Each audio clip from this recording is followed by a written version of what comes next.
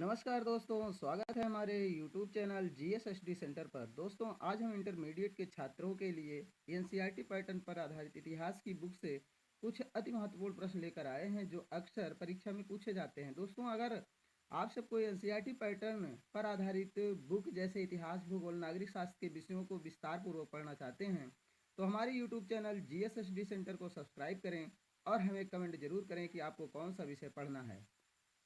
जिस विषय पर सबसे ज़्यादा कमेंट आएगा उसकी वीडियो हम सबसे पहले बनाएंगे। और दोस्तों, हमारे वीडियो को ज़्यादा से ज़्यादा लोगों को शेयर करें ताकि हमें ज़्यादा से ज़्यादा कमेंट आए और हम जल्द से जल्द आपके लिए एक बेहतरीन वीडियो लेकर आ सकें। चलते हैं आज के हम पहले प्रश्न की तरफ। आज का हमारा पहला प्रश्न है, सिंधु सभ्यता का प्राचीन नाम क्या था? सिंधु सभ्यता का प्राचीन नाम क्या था? ऑप्शन है मेलुहा, हरियूपिया, हड़प्पा, इनमें से कोई नहीं। दोस्तों, इसका सही आंसर होगा ऑप्शन ए मेलुहा। सिंधु सभ्यता का प्राचीन नाम मेलुहा था, जबकि ऋग्वेद में सिंधु सभ्यता के लोगों को हरियूपीय नाम से जाना जाता था। चलते हैं हम अगले प्रश्न की तरफ।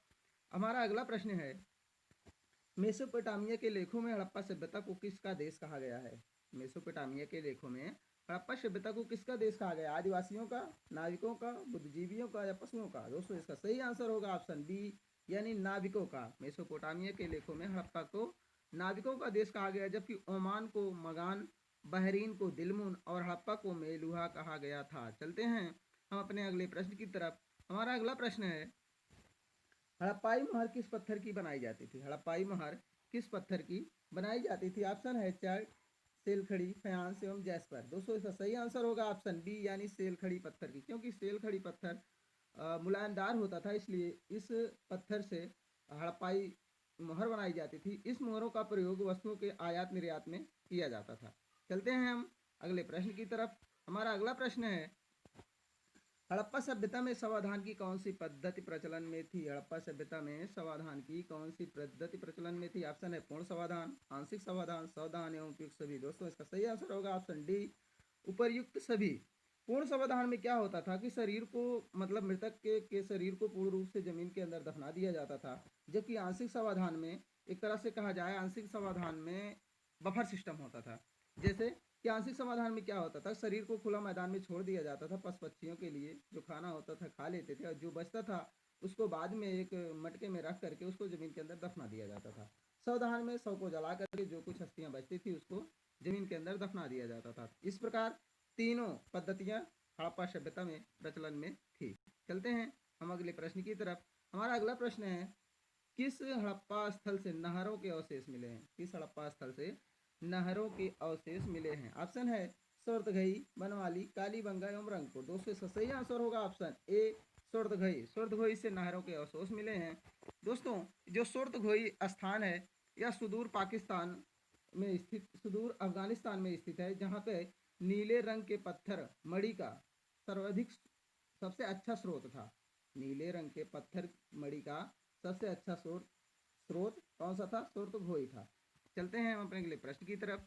हमारा अगला प्रश्न है कि भारतीय पुरातत्व का जनक किसे कहा जाता है? भारतीय पुरातत्व विभाग का जनक किसे कहा जाता है? Alexander Cunningham, sir John Marshall, Dayaram Sahni, Rakhaldas Banerjee. दोस्तों, इसका सही आंसर होगा ऑप्शन ए अलेक्जेंडर कनिंघम को भारतीय पुरातत्व का जनक माना जाता है, जबकि सर जॉन मार्शल जो थे इन्होंने सिंधु सभ्यता का नामकरण किया था। सिंधु सभ्यता को सबसे पहले सिंधु सभ्यता सर जॉन मार्शल ने ही कहा था। चलते हैं हम अपने अगले प्रश्न की तरफ। हमारा अगला प्रश्न है, खेतड़ी से प्राप्त साक्ष्यों को पुरातत्वविदों ने कौन सी संस्कृति का नाम दिया था? जारवे संस्कृति, सोहन संस्कृति, गणेश्वर जोधपुरा संस्कृति, इनमें से कोई नहीं। दोस्तों, इसका सही आंसर होगा ऑप्शन सी गणेश्वर जोधपुरा संस्कृति, यानी खेतड़ी से प्राप्त साक्ष्यों को पुरातत्वविदों ने गणेश्वर जोधपुरा संस्कृति का नाम दिया। अगर बात करें हम खेतड़ी, खेतड़ी राजस्थान में है दोस्तों, वहाँ पे चांदी के लिए प्रसिद्ध है, लेकिन खेतड़ी से तांबे का सर्वाधिक निर्यात हड़प्पा सभ्यता में होता था। हड़प्पा सभ्यता के लोगों के लिए किया जाता था। चलते हैं हम अगले प्रश्न की तरफ। हमारा अगला प्रश्न है, हड़प्पा सभ्यता का सबसे पूर्वी स्थल कौन सा है? बहुत इंपॉर्टेंट है, हड़प्पा सभ्यता का सबसे पूर्वी स्थल कौन सा? ऑप्शन ए है मांडा, बी दायमाबाद, सी आलमगीरपुर और डी है सुतकोटदा। दोस्तों, इसका सही आंसर होगा आलमगीरपुर। ऑप्शन सी सही है। आलमगीरपुर हड़प्पा सभ्यता का सबसे पूर्वी स्थल है। आलमगीरपुर दोस्तों उत्तर प्रदेश में है, हिंडन नदी के किनारे। जबकि मांडा की बात करें, मांडा हड़प्पा सभ्यता का सबसे उत्तरी स्थल था जो जम्मू कश्मीर में है। चिनाब नदी के किनारे है। और बात करें दायमाबाद, दायमाबाद महाराष्ट्र में है। यह हड़प्पा सभ्यता का सबसे दक्षिणी स्थल है। और सुखपुरदा यह हड़प्पा सभ्यता का सबसे पश्चिमी स्थल है जो कि पाकिस्तान में है। चलते हैं हम अगले प्रश्न की तरफ। हमारा अगला प्रश्न है, संध्या सभ्यतावासी